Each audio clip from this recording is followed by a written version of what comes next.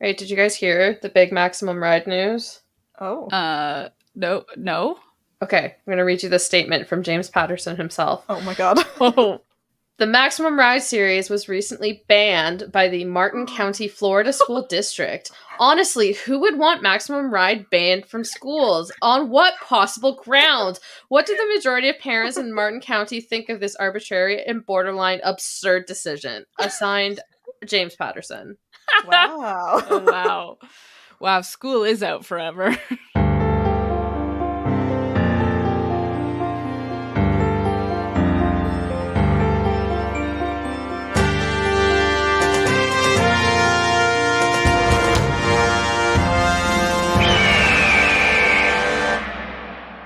Hello, and welcome to another episode of Midlight Crisis, a real podcast hosted by three grown-up biologists revisiting books from our teens, and it's totally cool. I am one of your hosts, Sophie, and today I have been genetically recombined with a bird that also has a superpower. How much of you? Oh, only 2%. Thanks for asking. The bird with a superpower that I have been genetically recombined with today is a dissolving vampire swan. Ooh. Nice. Just to do a callback. That's a good one. One of those vampire swans Yeah. named Bella. Named Bella. Bella. Who I guess dissolves. Maybe I'm. She dissolves. Yeah, maybe I'm swimming in garlic water. I don't know. Ew. Yuck.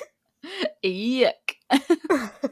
Anyway, that's my superpower and bird. What about you guys? My name's Sam, and today I am genetically recombined to be 2% accurate barnacle swan. Wow, I'm 2 swans. Also a swan.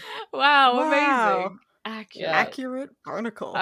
Biblically accurate barnacle. Oh my Yeah. god, that's horrifying. Listen, we're all biologists and we all know the biology fact about barnacles.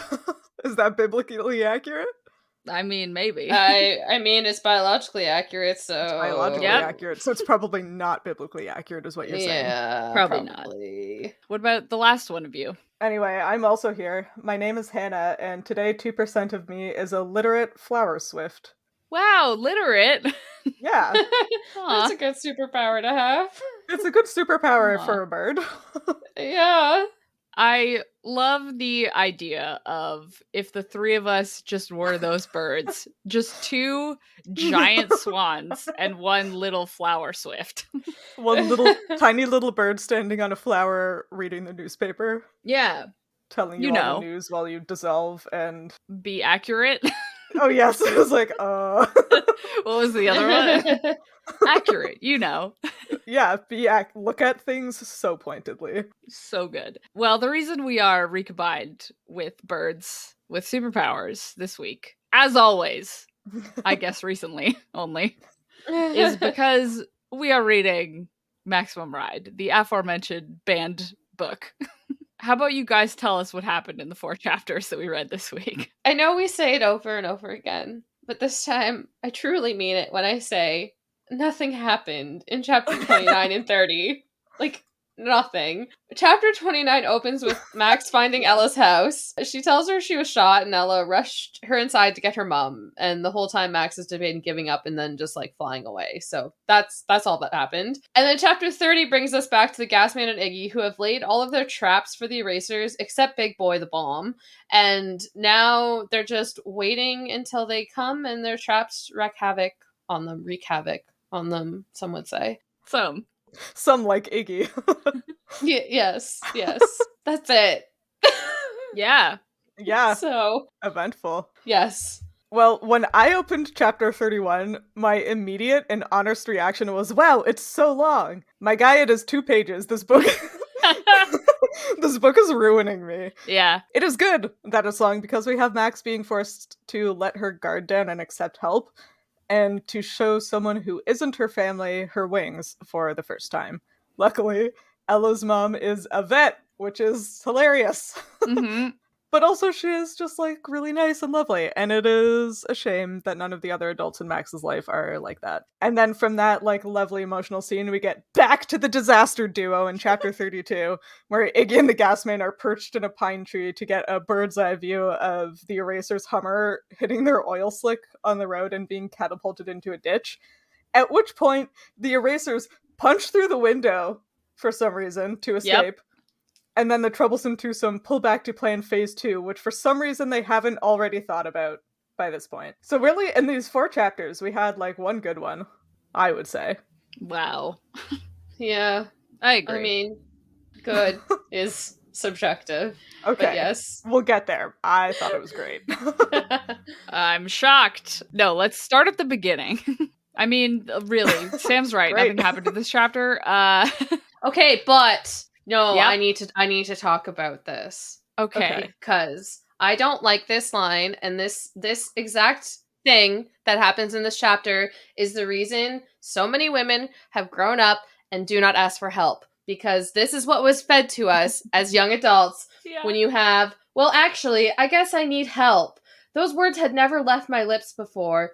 Thank God Jeb wasn't here to see me doing something so incredibly boneheaded and weak. Yeah. Oh my god. And as our resident bringing up things that are emotionally traumatizing and, you know, the whole thing I did in Twilight of manipulative behavior and such, this is not okay. And having a main character so obviously go forth saying this kind of thing, that asking for help is a sign of weakness, is so toxic. And that this is an impression left on all of the young women reading this book is so wrong. And I think it should be banned just for that, because women deal with enough shit.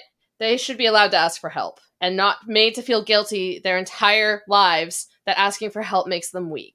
Okay, genuine question. Yes. Do you think there is validity in that Max has been made to feel this way very clearly by this sentence by Jeb? Oh yeah, that's my point. So the book having this representation of someone who has been made to feel this way and maybe won't feel this way later is important. What do you think? No, because I don't think the age range at which this targets has the, to put it bluntly, the emotional intelligence to see it that way.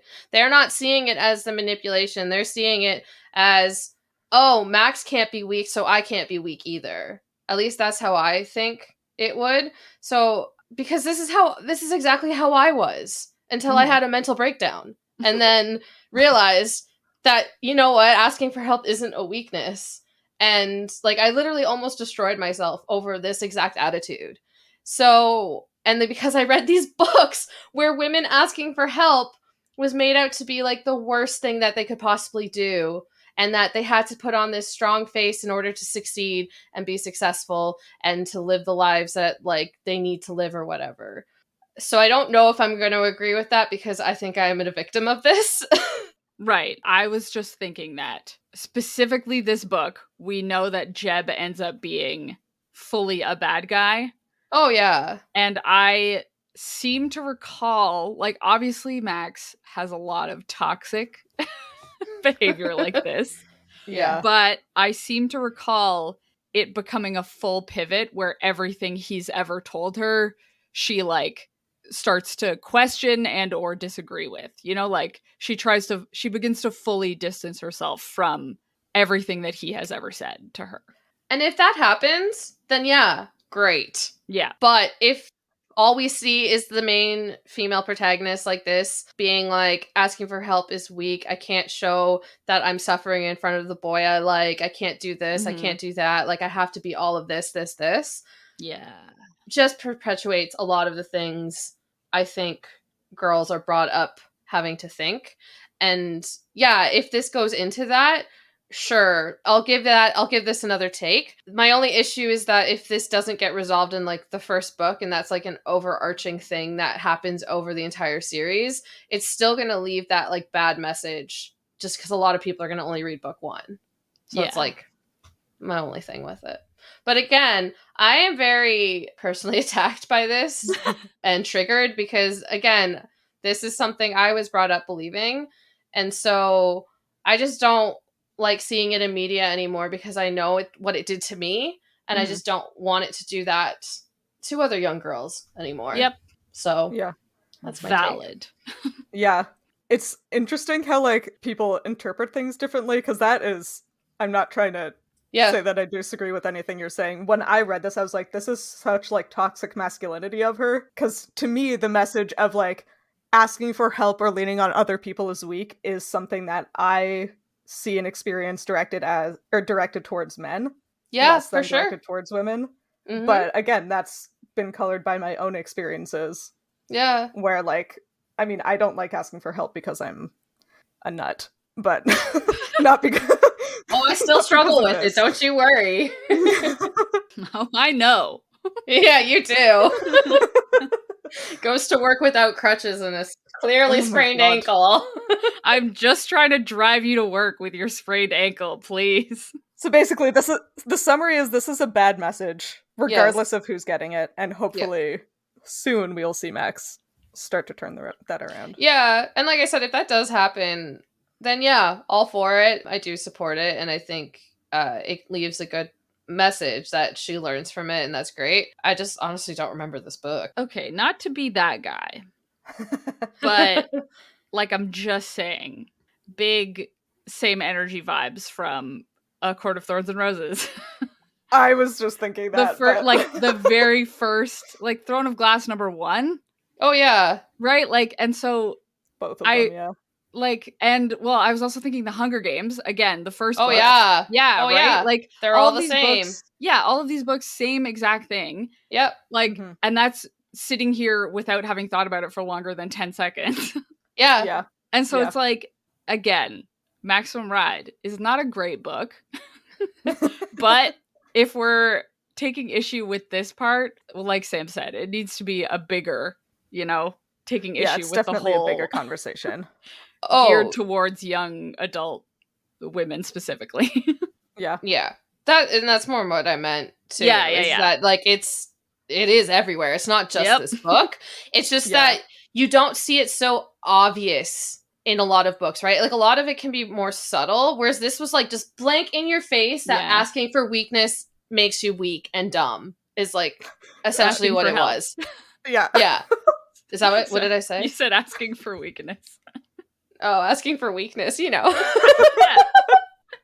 Asking for weakness help. Makes you help. That's what I thought was gonna happen. No, but it is an entire issue with the genre, and again, this is how I was brought up, and it's just I think it's an issue with all of them, and like Throne of Glass, ACOTAR, Hunger Games, I love all of those books, but they do all the exact same thing. So I mean, I'm sure if I just looked at my bookshelf, I'd be like 1, 2, 3, 4, 5. Yeah. Yeah.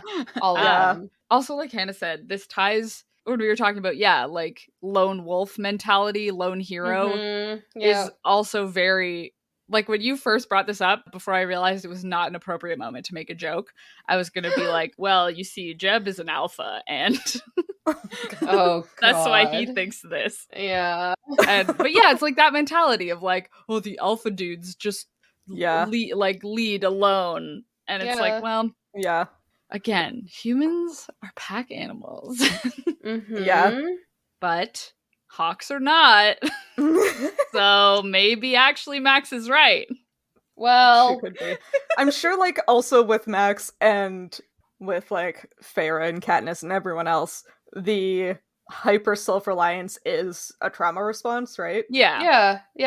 Which is easy enough to see as an adult, but again, like as a child reading it, you're like, oh yeah, if you want to be cool like Max, then you have to be self-sufficient and not boneheaded and weak. Yeah. Which, again, will get resolved, I assume. But it just occurred to me that Max is probably like this because she's the oldest. Yeah. And so there literally was no one around to help her for a period of time. Yeah, she's been parentified, right? Like, as a child, she is the one who has to know everything. So her response to life is going to be, I have to know everything. I can't ask for help because there's no one to ask. and everybody is looking to me to know everything. Fang is the same age, right? Yeah, they're like a couple months apart. Yeah. So I fully agree, and that's 100% what's happening. And this is again also exemplifying the eldest woman being put in that parent role in contrast to the eldest boy. I let them skate by on the fact that they do say that Fang is like a couple months younger, which again doesn't make a big difference. But if they had made Max in charge and she was a couple months younger, I would have actually flipped a table. Fair, I accept that. But again, if she's doing this as her trauma response, it's just I wish it had more leaned into them using each other, you know, like relying on each other rather than Max thinking she had to do all of this on her own and Fang just being there and her feeling like she can't share any of this. And I think it goes back to also Hannah's point of toxic masculinity. And it's almost like neither of them share their feelings with each other. Like neither of them, like, I'm sure that they help each other in different ways, but a lot of that is probably not the emotional help that they need. Yeah. So, because I mean, we've seen in the recent chapters, at least, like Fang doesn't need to be prompted to take care of the other kids. No. Like he is making sure. Oh my god, male hawks bring food to the females, and he's the one carrying all the food. He's got all the canned ravioli. All the canned ravioli and chocolate bars. Get you a guy who brings you canned ravioli. Who will carry you a backpack full of ravioli for you. He will bring you food and be quiet. Honestly, my ideal man.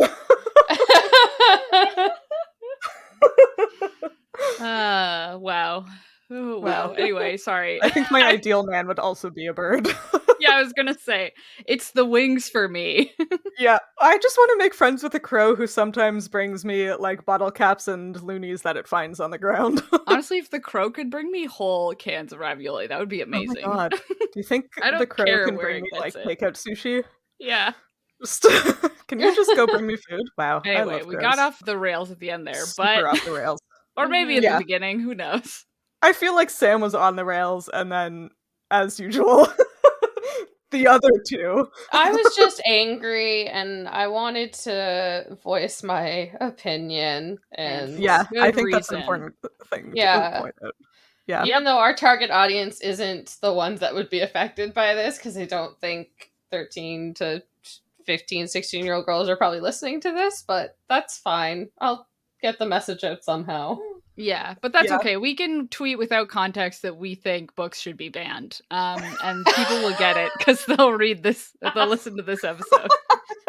Yeah. Please don't do that. I'm doing it right now. No. Oh no. I'm not ready to be cancelled just yet. Just yet from our maybe later active listeners. Anyway, that was good. That was good. Thank you for listening to my feminist rage. Is there a little bit of redemption in the fact that Ella lives in an all-female household? There is no dad involved. Yeah. But her mom is great. I like that, unless she was a vet. Oh, I guess that's skipping ahead a little bit. Yeah, but we'll get there shortly. We'll get there. I mean, we could maybe talk about the two chapters that are connected to each other. That would make more sense, wouldn't it? Yeah. Yeah. Okay, we're skipping to chapter 31. Let's do it. The fact that Ella's mom is a vet is the thing that I've been waiting oh my god for you guys to see, because we get a bunch of chapters of the vet talking about Max bird stuff. That's great. I did laugh out loud when Max found out that she was a vet. Yeah, it was good. Really funny. It was good. Classic. I remember I think it was when I was reading this book, or maybe when I was like rereading it a couple years later, that I was like, oh, this is so silly. You know, like vets don't do human doctoring. It's like fully different. And then I worked at an aquarium for 5 years where people would just kind of like ask the vet health questions. Yeah. Well, and like, if you think about it, human doctors only need to know how to take care of one species. Yeah. Whereas like a vet needs to be able to apply her knowledge to anything that she comes across. Yeah. Including vertebrates and including mammals. A lot of Therefore, mammals, usually. not at Sometimes our inverts. aquarium, but Not at our aquarium. no, I definitely did like take my lobsters to the vet a few times, and she knew what to do with them. And I feel just as confident that if I had taken myself to her, she probably would have known what to do with me also. Or she would have known where to look it up and what the words mean. Yeah, You which know? is half the battle. Anyway, yeah, our vet is great. I don't know Has why I'm been. saying our as if Yeah. She's still I haven't great. been there in like 6 years. She's still, Yeah. I said is. She's still wonderful. But anyway, this vet in this book is also good. Yeah, just as good. She's fun. She has such good mom energy, not overwhelming mom energy, but she's like, okay, there's like something going on here. I'm just going to be kind and professional with this extremely traumatized, injured bird child. Okay, I do have one note against her. Oh no. Oh, Okay. what's And that? it's because Ella walks in and it's like, wow, this is the girl I was telling you about. She saved me, but they shot her. And Ella's mom says, Oh, no. yeah! Like, I had the same thought. what? Huh? Like, Ella doesn't specify that Max told her it only grazed her. Like, she just says they shot her. And Ella's mom is like, oh no, come in. Yeah. And it's I like, yeah. I I would be remember losing thinking my the same mind. thing. Okay, so what would you have preferred her to say? Because that didn't flag to me as a bad reaction. Well, I we've wanted already had- panic. Yeah. Well, not like. But she's a medical professional. She can't panic. But you just had a random kid come into your house saying you got shot? Yeah, and her first response is, "Do you want me to call your parents?" Like, Yeah. she should be saying, like, she says, "Oh 911. no." Yeah, we've already had several taking the Lord's name in vain. So I just think she could have been like, "Oh my God, are you okay?" Yeah. Yeah. Just more Like, I mean, urgency. sit down, you know? She can probably see, like, Max is standing and speaking to her incoherent, so she can probably infer that, like, okay, this is probably not, you know, a mortal injury. But is this also used to demonstrate how I guess complacent Americans are to guns? To Yeah. gun violence. Because, like, she's so nonchalant. Yeah, she is nonchalant. Because, like, just to the ending of chapter 29, Ella is like, "Oh my God, is that blood? Mom, this girl needs help." True. She's like, she was shot. The segue. And her mom's like, "Oh no. All right, Oh, here. no. How about I call your parents?" Like, okay, hold And on. Max is like, absolutely the fuck not. Yeah. Yeah. No, thank you. I think, like, to Hannah's point, though, I think this is what you were trying to say, Hannah, is, like, as a medical professional, yeah, she has to have a certain amount of professionalism and, like, calm behavior when stuff like this happens. But I just think, like, if you're a mother and there's a kid that comes into your house being like, you just got shot, Just got shot. I just expect a little bit more urgency and surprise That's to fair. it. A 14-year-old. Oh my god. Anyway, that's my one concern. But then after that, she's good. I forgot about that until you brought it up, and I was like, yeah, I had the exact same thought. Yeah. But otherwise, she's great. Yeah. I think she's great. Yeah, she, like, doesn't even, like, 10 out of 10 doesn't even address Max being like, please don't call parents or the police. Yeah. Like, she's like, cool, great. Yeah, help We're the kid first staying and deal chill. with that later. Yeah. Yeah. Yeah. Just sort of puts the pieces together. Yeah. When Max, like, it's not explicit in the text because I don't know if Max realizes what's happening, but she is very clearly either having or on the verge of a panic attack while this is happening. Oh, yeah. Yep. So the mom is probably like, okay, I need to keep this child calm. Like, we're just gonna be, like, get her some juice. We're gonna sit down and we're gonna, like, talk in a nice, calm voice and be nice and gentle. Like, that's sort of what I got out of this. Yeah. I mean, yeah, I kind of wish we knew what was going on in the mom's head, because I think... Yeah, if only Angel was here. Yeah, because, yeah, you're right. She might have been, like, internally freaking out, and she might have just been like, I need to maintain all composure to keep this random child calm. Yeah. Yeah. Every part of that, yes. Except for the oh no. The oh no is not. Oh no. Not enough. It's not enough. So it's neither calm enough nor panicked enough. That's my opinion. But you guys can have different ones. That's okay. I mean, I was mostly on the same side of No, you. thank you. Yes. No, that's great. I did write to my note about that. I just wrote Ella mom because I don't know her name yet. Yeah, she's just Ella's mom in my notes also. Yeah. Did Max put her shirt over her wings in a previous chapter? It's hard to say. I mean, she had a windbreaker, but this is what we were asking, where we weren't sure if all their clothes had wing holes in them. yeah. So no? Like, maybe at some point during the last several hours, she's been, like, walking and hiding. She put her sweater on over her wings. That's sort of what I was thinking. Yeah. But also, like, her shoulder and her wing joint are hurt, so taking off a sweater and then putting it back on, especially if it's, like, a pullover, would be really difficult for her. To the point where, like, Ella's mom cuts it off instead of trying to get her to take it off. Mm-hmm. And so, is her sweater just the same color as her wing? Maybe? No, her sweater's blue. Right. And her wings are brown.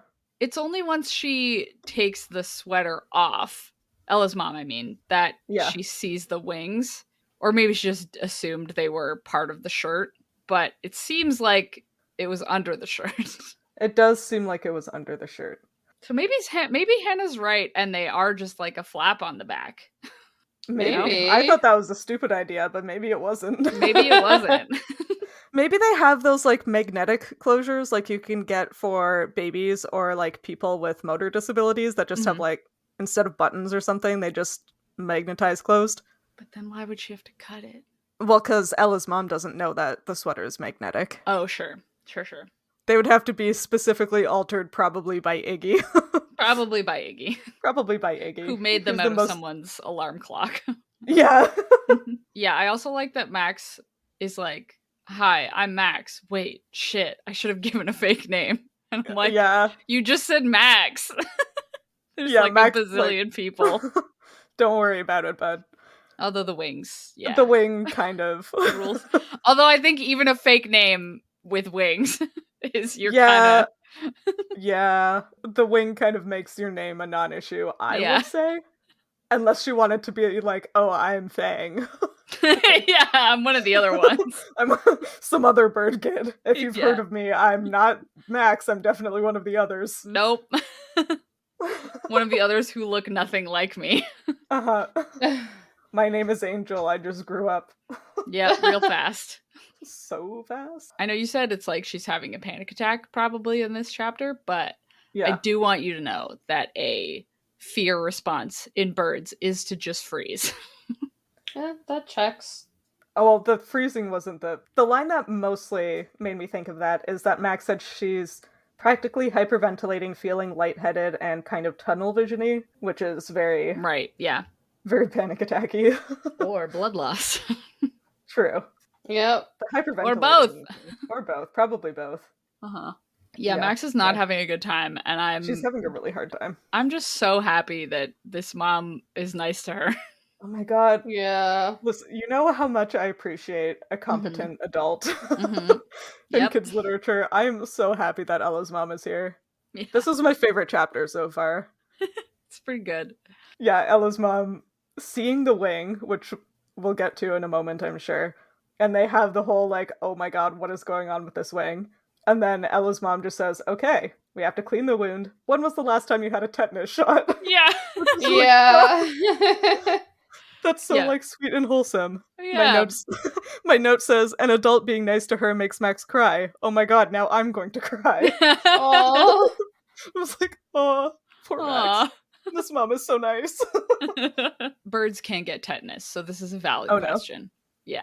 Wait, they can? They can't? They can. Oh, they can. Okay. Yes. Oh, affirmative. Okay. So can humans, which... Yeah. Possibly more relevantly. So, she does need a tetanus shot. Confirmed. I wonder if she would have gotten one at the school. Oh. Like, I wonder what the vaccination regimen would have been for these bird kids. It would either be a lot or none. But I don't know which way I'm leaning. Well, especially if they were handed over as babies. Did they get their baby vaccines? Oh, true. Yeah, baby vaccines. Then I don't think tetanus is a baby vaccine. What? But Oh, does that mean Angel hasn't had her baby vaccines? Uh-oh. Oh no. Max, vaccinate your child! Yeah. Maybe that was one of the criterias. You just had to have your unvaccinated baby Oh my god. show up. I mean, it might be because you wouldn't know how an immune system would react with more stuff in it That's to true. Yeah. genetic recombination. Genetic recombination. Probably. Okay. Anyway, how about them wings, eh? Or I guess Yeah. that one wing. Yeah. It was Yep. described very strangely. I had a very weird visual image while reading this. Max's physiology, it gets progressively weirder. Yeah. It felt like there was like a divot in the skin. It says that, like, Ella's mom is taking off Max's sweater, and her fingers skim along the edge of her wing where it folds and tucks into an indentation next to her spine between her shoulder and her waist. Yeah. What? And they have like huge ass wings. How could it possibly fold up that small? I mean, That's- listen, yeah. I'm still feeling good about my ladybug theory. I mean, bird wings are like 2% arm. Right? 2% Like, it's all arm? feathers. Yeah. Yeah, but if you had wings as big as they do, Yeah, like the bones would still be long. Yeah, I was like, could they bend down to be that small, but also that short? Because it's only between her shoulder and her hip, and they're Maybe supposed she to is an fit in extremely there. long torsoed. That's the only. But even I know, yeah, because like right now I'm thinking on my own body, and I don't have a torso. Legs with a head. I'm quite literally You're all a little leg. Fresno monster. Yeah, no. If you saw where my hips are, this would all make sense. My torso is minimal, so wings would not fit. That's So fair. I'm struggling. Does she fold her bones in half? Like, That's yeah. Because the actual arm Yeah. would fit, I believe, in like folded up in between your shoulder and. I'm like trying to fold my arm against my back. And, like, I guess it does kind of work. Yeah, but like the issue is with the feathers. Yeah, all of the feathers? Because like birds don't have mobility in their quote unquote hand necessarily. Like they wouldn't be able to twist if you think of like folding your fingers in. Like they can't do that. Yeah. And so Max's the long like primary feathers that make up like the furthest out tip of the wing. Those wouldn't be able to like those would only be able to pivot at the wrist, which would have them pointing down. Yeah. And I feel like what's 13 divided by 3 folds? Maybe her wings are tucked into her pants. Maybe her wings come out of her head. I bet she just has her feathers tucked into her pants. Like that's the only possible solution because if she means the arm folds into her back, that's fine. But if the feathers also fit there, then she does not have 13-foot wings. But like the physiology of the indentation next to her spine is also interesting to me. So I was trying to think about that also because yeah, it's like what the hell. But I was thinking because birds have that spot for their wings, kind of, but it's because they have feathers. Mm-hmm. And so I was thinking that it might be because Max has like hella more muscles. Yeah. That the muscles are just configure big. Yeah, in a way that leaves like a gap along her spine. Yeah. Yeah. It is a thing in deep diving cetaceans like sperm whales and I think several of the beaked whales that when they dive they tuck the pectoral fins, which would be kind of equivalent to their wings, into little like pockets against their sides so that the fins are completely flush with the body to increase their hydrodynamicism. Yep. So it could be something like that, but if that was the case, it would make more sense for them to have pockets in the front for their human arms. Because humans are not very aerodynamic. They're not. Maybe she can tuck her human arms into the indentations next to her spine when she's flying. And they just all have hypermobile shoulders. Maybe you need to be 5% bird to have that. Yeah. Yeah, not enough bird in there. Yeah, because like I think I've mentioned this before, where in birds, all the wing muscles go down around the front of their chest. None of them attach in the back. So like if Max had those muscles, then she'd have like, yeah, extremely powerful shoulders, and like the sides of her rib cage would be buff. Delts? Is that delts? I don't know where the delts are. I think that's on your back, isn't Is it? Is that a back thing? Is it a butt thing? Where are delts? You can tell I go to the gym. Yeah. They're in the shoulder. Yeah, it's like, is it back? I think it's like your shoulder blades, isn't it? It's a shoulder one. Yeah, that sounds right. So I'm still correct, but that's not the muscle I thought I was referring to. Right, but it's not the ones on the side of the rib cage. Which muscle around? I don't think ribs. Aren't those intercostals? Intercostal muscles? Yeah. But that's within? Yeah. Like, I don't think there are muscles on top of the ribs, really. Anyway, but Max has them because she's a bird. Yeah, because she's a bird. And so then that would make, like, more surface area. But there wouldn't be any muscles on the back, really. So you could put your wings in there. You could put your wings in there. Yeah. Fold them up like a little accordion. Origami. That's the word. I don't know. I am now enjoying the idea that Max like fell into her ditch on top of some poison ivy and was like, man, this sucks. Do you know what I should do? I should take off my sweater, tuck my wings into my pants, and then put my sweater back on. Yes. Yeah, and not mention it. And just, yeah, go with it. Yeah, that's fine. I mean, it's smart to do that, to hide your wings if you lose your windbreaker. It's true. This must have been done on purpose, right? Yeah, but I don't know when. It must have been engineered in them on purpose so that they could masquerade as full humans. Yes, sorry, the ability to hide their wings against their body. Yes. Mm-hmm. I would agree. That would make logical sense. God, can you imagine the brainstorming meetings before they made these bird kids? I don't like to think about that. Oh my god. Like, I hate that. Like, what features would you put in a bird kid? Yeah, I don't like that. I feel like, based on how they are testing Angel, yeah, I feel like stuff like this wasn't planned. It just ended up being that way. Like, you know how... But that makes less sense. But, like, so your body can, like, develop in weird ways if you're all... like, if you walk weird, or, like, if you... Right, like, your body can change to match something. So maybe when they were first genetically engineered, they didn't have these spots in their back.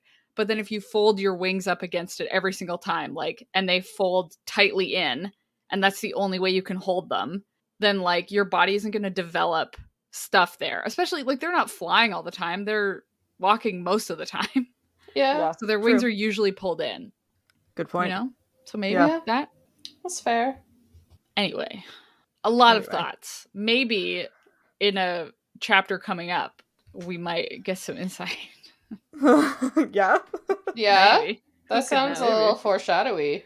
Who could know? It sounds like you might know. Yeah, it sounds like you know. Somebody thought it was the coolest shit. Oh. When they were 15. Okay, yeah. Anyway. We'll get there. Let's talk about the Iggy and Gasman chapters. Yes. I would love to talk about Iggy and Gasman. Great. That makes they one are... of us. I mean, I think it's just that, like, Gasman is a little bundle of joy, and Iggy is a pedantic little shit in a way that I appreciate. Yeah. They don't do much. No. But they were right. They were right that the erasers were nearby. Yeah. Yeah. So, I guess points to them. Yeah. There is a sad little scene where they're, like, working on their booby traps, and the Gasman is like, man, I hope that Angel's already been rescued, and Max and Angel and everyone else are on their way home, and everybody's okay. It's like, Yeah, that one hurt a little. Yeah. It's like, nope. We're only a quarter of the way into the book. Yeah, not yet. Not yet. And then he imagines Angel lying dead on a slab while people around her lecture about her unusual bone structure. Yeah. Yeah. Yeah. That's a really detailed, gruesome image for an 8-year-old. That sucks. I was gonna say, does that have anything to do with the fact that Angel is 11? Angel is number 11. Yeah, it sure could, huh? Sure could. Sure could. Ugh. Great. Normal stuff. What a bummer. What a bummer. I didn't have like specific notes about these chapters very much, but I just thought that in the second Iggy and Gasman chapter, I was like, man, you know what would have been cool is if all of these chapters were from Iggy's POV. Yeah. Yeah. You know, Would have been like, way more interesting. yeah, because it would have mixed it up. We would have gotten like, instead of just being like, oh, and one of them's blind, representation, whatever. You know, it's Yeah. like, well, maybe we should have the blind character be the POV, and then these chapters are Gasman describing Yeah. everything that's happening, and Iggy, like, you know, taking in context clues and like the other ways that he experiences the world to like build these two chapters for us, you know? I Yeah. just thought that Well, would like, have been better. it would have, I agree that it would have been better. And like Iggy uh is the one who leads them home and then Mhm. like leads them off to the cabin afterwards. It's Yeah. like, okay, so he can't see. So he can't see landmarks, and then he presumably also can't see the magnetic field. But he clearly is very easily able to navigate this familiar environment. And Yeah. I am curious to know how he does it. Yeah, like I think we do get Iggy chapters eventually because we've gotten Nudge, we've gotten Gasman, we've I know gotten he definitely gets them in one or more yeah. of the other books. I don't remember this one specifically. I think it takes a weirdly long time to get Fang POV, but Yeah. but yeah, like I don't know. I feel like yeah, we're supposed to get all of these insights into all the different characters, I guess. That's why the different POVs. Mhm. But Gasman energy is pretty similar to Nudge energy It is. in that they're both like very sweet and like a bundle of joy and just want everyone to be okay and are like have this young idealistic thought even while Yeah. they're traumatized. Yeah. Iggy is like, he's the one who builds all the stuff, comes up with all the ideas. He like corrects Gasman's Gasm Gasman. You keep I doing can't say that. his name. I do keep doing that. I don't know why. He keeps correcting Gasman's language and like is clearly the leader among the two of them, gets super impatient if Gasman doesn't describe what's happening quickly enough. And like maybe this is my residual. I was really interested in Iggy as a kid coming through, Mm-hmm. but like I feel like there's a lot going on in there and we're just not really getting it. Yeah. Yeah. And I almost feel like maybe it's because it would be harder to write Yeah. blind characters from a blind character's perspective, you know? Like how do you make that easy for a young audience? Like, well, you're already writing words with visuals. Well, and he's also, I thought you were going to say like he's portrayed as the smartest of them all and like the most like tech savvy and like most capable with his hands.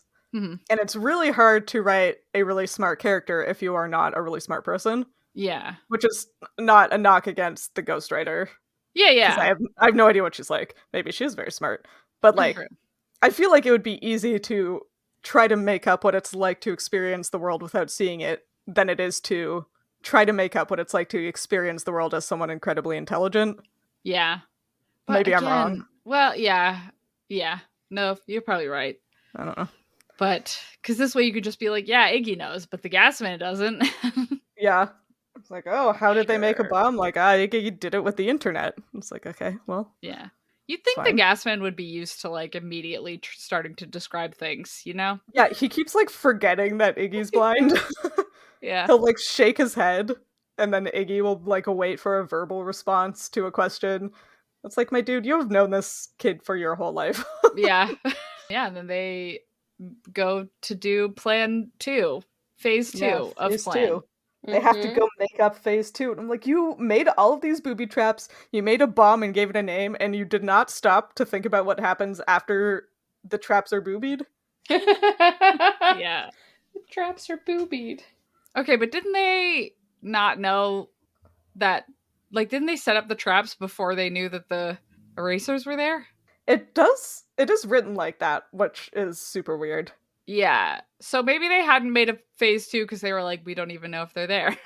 You'd think they would have, like, gone out and done a recon. Although, maybe. we are talking about, what, like, an 8 and a 14-year-old boy? They probably got a little bit too excited and were like, "We're gonna make all of these traps?" Yeah. And then they made all the traps, and they're like, "Yeah, let's put out all these traps!" And then it occurred to them that they needed to figure out where the Yeah. enemies were, like, "Oh yeah, we forgot." Oh yeah, now what? Got too excited making booby traps. We can't set more traps because they know we're here. Mhm. Well, they're doing their I'm just best. looking at Iggy being, like, an asshole. Like, in chapter 32, the gas man is, like, narrating as the Humvee approaches towards the oil slick trap that they made. And Iggy's like, they're not practicing safe driving habits. I hope they're wearing seatbelts. Not. Such a 2004 burn. He's so petty. Not. Not. What a book. And then they punch the window out. Then the erasers punch the window out. Because they're super muscular evil guys, so instead of just, like, going out the door or the sunroof or whatever, they punch out the window. You gotta. Gotta. Don't Humvees have, like, intense windows also? I have no idea. Well, that's how you know they're very strong, I guess. I think so. Yeah, sure. Oh god, yeah, those are like the military Yeah. jeeps. Wow. The erasers must be so strong and powerful so and strong. amazing. Oh my god. Yeah. Yeah, and then we just watch Gasman come to terms with the fact that he is okay with people dying. Yeah. He's like, I don't know how I'd feel about the erasers being actually dead. And then it's like, oh, they took Angel. I guess they could die. Like, cool 8-year-old. Okay. Nice. That's fun, I guess. And then they're going to go to the old cabin. Do you think that's a different house from the one they live in? I think so. It sounds like probably. Yeah. Because otherwise they would say, let's go home. Yeah. For a minute. Yeah. I wonder where the old cabin is. Yeah. I'm feeling like it's that house was built Yeah. The for cantilever them. house. Yeah. And so there's probably like just a shack where they lived until the house was done. I feel like that also. Who built this house, I wonder? Yeah, like I'm getting vibes that it was Jeb / the school specifically to give them this out in the world time. But like, if they stayed at the cabin while the house was being built, what did Jeb tell the kids? And who was sent to build the house? Maybe the kids don't know that it was built. Like they think it was just there. Like I don't think the old cabin is at the house. Oh, so you think like they were at the cabin and then Jeb was like, I found a house. And they went to the house? Yeah, that's exactly Okay. what I think. Or Jeb was like, I built it, and they were all 10. So and they so would they have were like, believed yeah. Yeah. Sounds right. Jeb's a manipulative little shit. Those kids would have believed anything he said. Yeah. True. Unfortunately. You don't even have to be that manipulative to trick a 10-year-old and an infant. Yeah. Yeah. Yep. I assume. But maybe we'll find out. Maybe we'll find out. Speaking of that, shall we guess what happens next? Oh yeah, let's. Yeah. Let's do that. Chapter 33 starts with perhaps an answer. 80 years ago, loggers had used a makeshift cabin nearby as a base during logging season. Oh, yeah. Okay. All right, problem solved. Mm-hmm. Yeah. Kind of. I'm guessing it's going to just be a page and we're going to learn about the cabin. Yeah, They're going to get to the cabin and then that's nothing it. Else. Yeah. Wow. Iggy will have some like devastating statement to make about it. It smells like piss. I don't know. What do 14-year-old boys say? Probably that. Probably exactly that. It smells like blockhead dumbass or whatever. Max said in the other one. This smells like Max's socks. Yeah. Probably that. Yeah. Okay, chapter 34. Nudge woke up 4 times before she finally rolled over and pried her eyes open. These are good sentences. Yeah, very informative. Yeah. Nudge and Fang are still with the Hawks, huh? Mm-hmm. Well, I think it's just the next morning from when we last saw them, but it just feels like a little while since. No, but that means they've been there for 2 days. I don't think they woke up. I think they flew into the cave. They had a nap, didn't they? No, I think this is the nap. Like, I think they arrived and Mm. then went through the cave to the other side, Yeah. saw the birds, Yes. waited, and then napped. Ah. Yes. So Okay, this so is this is night day 2. 1. Yeah. They passed out into 4 different chapters later. 4 different chapters, Yeah. I mean, I'm hoping that they're waking up and are gonna like, we should go find Max, but I guess we'll Yeah. see. I'm still a little put off by the fact that they are taking this rescue mission so nonchalantly. It's quite concerning. Yeah, that's fine. Okay, chapter 35. I woke up warm, dry, bandaged, and safe. Max It's Max. at Aw. Ella's house. Aw. She's That's safe. nice. See, asking for help can help you be safe. Yeah. I love it when the bird kids are safe. Yeah. Well, Maybe you're that's not the gonna- good message after all. You're not going to like the start of this next chapter. Oh, no. Is it Angel? Chapter 36 starts with, no matter how quickly the erasers killed them, the gas man was sure it would feel like forever. Oh my god! Wait, Gasman, no! wait, what? Can you say that again? No matter how quickly the erasers killed them, the gas man was sure it would feel like forever. That's a horrifying sentiment Yeah. from an 8-year-old. Yep. So maybe the chapter, the first chapter, we don't just learn about the cabin, perhaps. Yeah, perhaps they're going to get followed there. Or maybe the erasers already found it. I don't like that. Well, tune in next time to find out Yeah. how much you don't like it, I guess. Great. Yeah. Let's talk about what else we're reading then.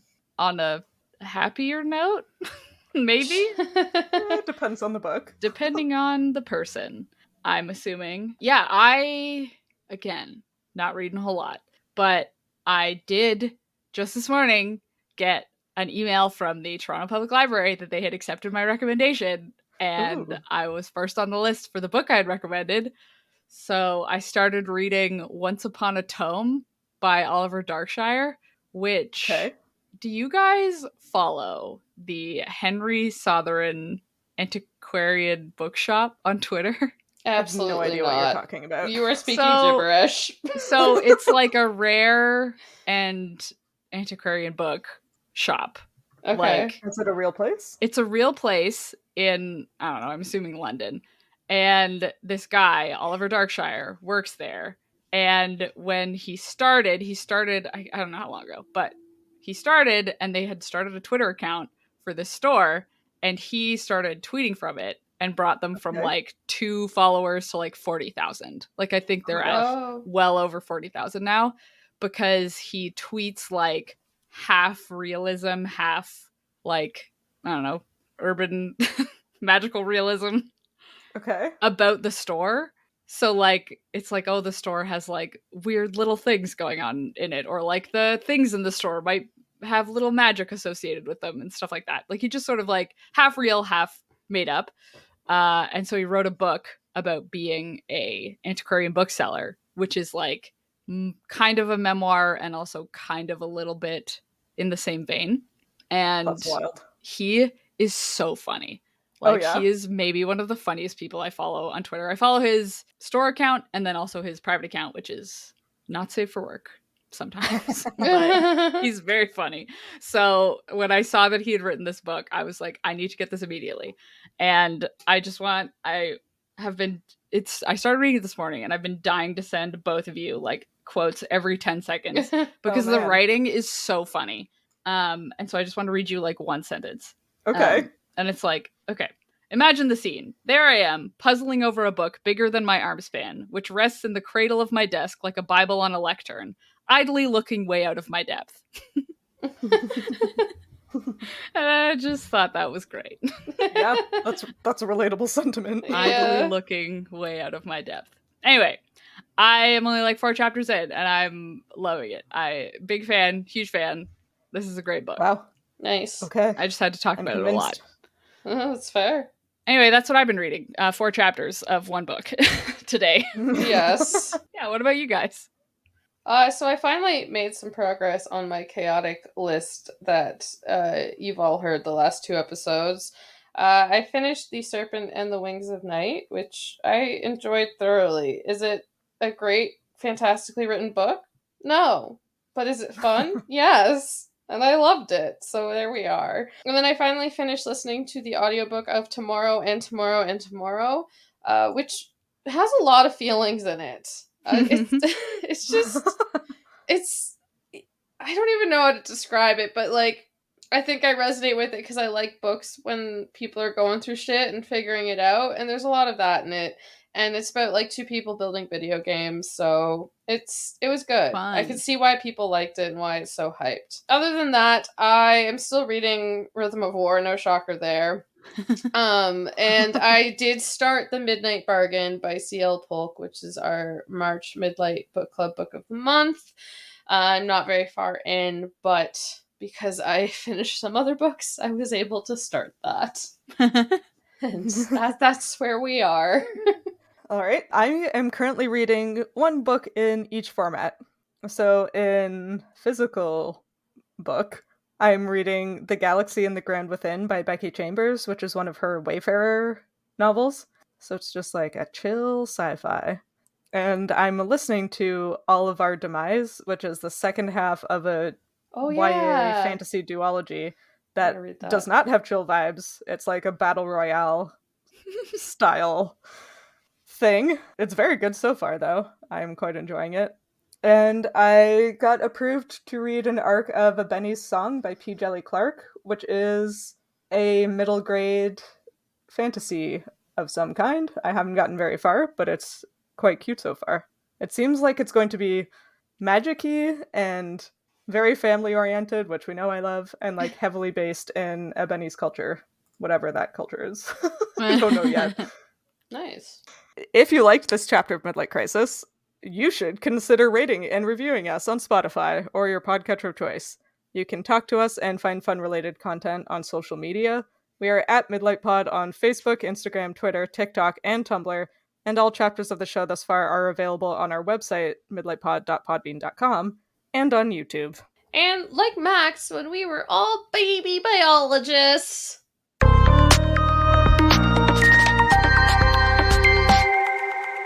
Hello, lab? May I speak to a test tube, please? Oh, it was such a good line. It was so funny. It's great.